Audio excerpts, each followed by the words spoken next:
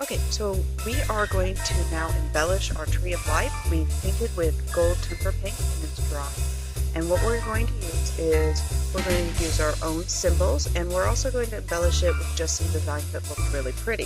So just as Gustav Klimt did, we're going to embellish it. We're going to use, however, Zentangle. We're not around during his time, but it's a great thing that we can use now. So I've got a whole book here of different Zentangles. Now Zentangles look really complicated and hard to do when they're complete, but if you follow the step-by-step, they're actually quite easy. So flip through the books that I have provided for you, and you can also find tons of examples on Pinterest. So here's a finished one, and it looks pretty complicated. But then when you see the steps, see that these are just a matter of making some simple lines and then building on those simple lines. So again, here it's just another example of this looks really cool, but as you see, it just starts off with some very simple lines. You can also add just some symbols that mean something to you, or even make up your own symbols. So if you want to use hearts and stars, peace signs. So we're going to be using permanent marker. What's nice about the permanent marker is that it doesn't smear at all, and it still is translucent enough that it all ends up looking very metallic-like when the gold paint shines through. So here are just some traditional symbols of a heart and a peace sign.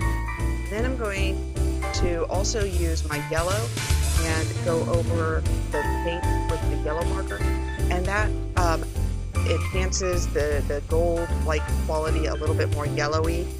You can also do this with other colors to make your branches look more metallic. Okay, so now I'm going to just add one of the single examples here with a very fine-tipped Sharpie.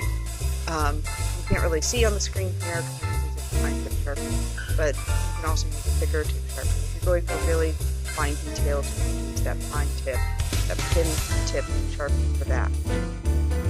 So let me just go ahead and zoom in here for you so you can see how I've started to create this Zentangle.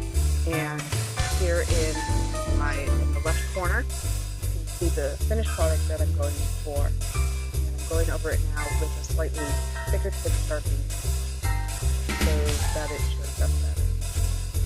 And if you'd like to practice your Zentangle on a piece of scratch paper first, we should be able to get this all finished by the day. Go ahead and fill up as much of the tree with different symbols and designs as you can, starting with the trunk and branching out. And that's all we're going to be doing for today. And as soon as you've got it fully embellished, your tree will be complete.